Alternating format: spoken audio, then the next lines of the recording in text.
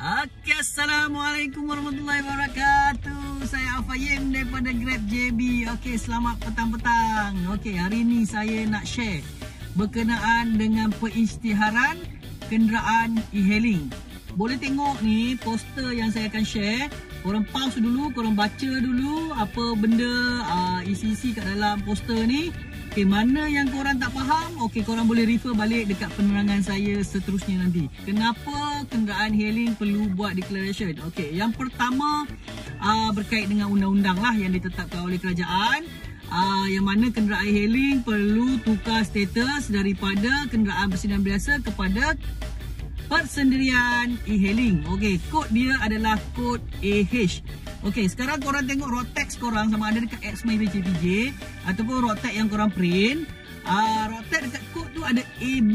Maknanya itu adalah kenderaan persendirian. Apabila korang dah menerima permit EVP, maka akaun Grab korang dah aktif.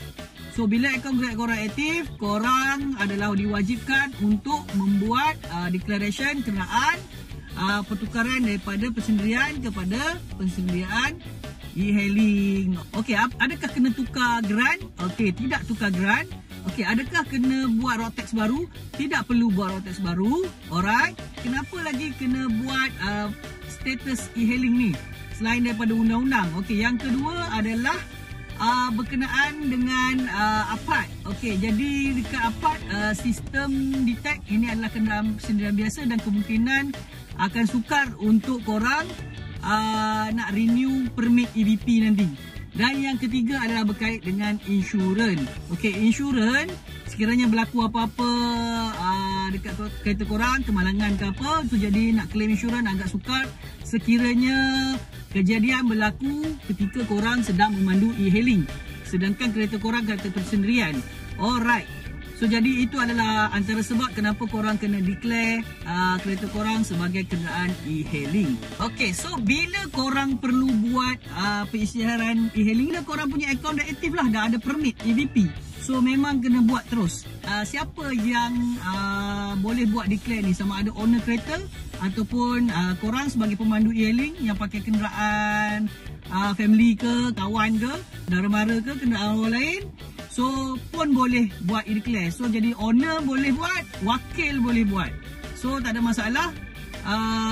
Cuma kena ada surat wakil lah. Macam mana korang nak buat step, nak buat declaration ni? Korang kena pastikan kereta korang berusia berapa. Okey, kalau 3 tahun ke atas, maka korang kena buat puspakom. Dan kereta yang 3 tahun ke bawah tak perlu buat puspakom.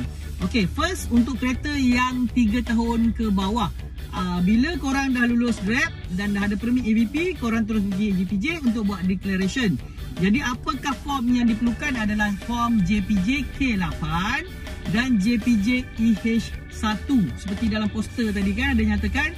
So borang ni biasanya dekat dalam message yang korang dapat daripada Grab, dia dah bagi dah untuk download borang. So saya pun akan sharekan juga dekat dalam komen. Untuk kenderaan yang berusia 3 tahun ke atas, kena tambahnya satu lagi adalah korang kena buat puspakom. Okey, kat sini puspakom apa yang korang kena buat?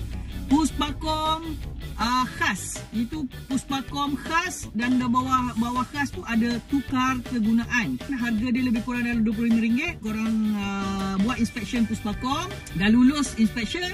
Okey, dah dapat slip. Okey, kepilkan bersama dengan JPJ K8 dan juga JPJ EH1 tadi. So ada 3 lah kat sini borang yang korang kena sediakan untuk kenderaan 3 tahun ke atas. Lupa je pergi JPJ, cakap nak declare kereta korang sebagai kenderaan e-hailing. So bila JPJ dah submit, secara automatik korang boleh check dekat korang punya apps My JPJ. Road tax korang dekat situ, kod kat bawah kecil tu dah bertukar kepada AH. Yang PM saya yang tanya wajib tak buat declaration dan perlu tak buat declaration. So dia memang di bawah undang-undang lah, wajib buat declaration untuk mengelakkan perkara-perkara yang saya sebutkan sebelum ni. Alright. So itu saja yang saya nak kongsikan. Okey, kalau bermanfaat boleh share pada kawan-kawan. Assalamualaikum warahmatullahi wabarakatuh. Saya Afayim daripada Grab JB.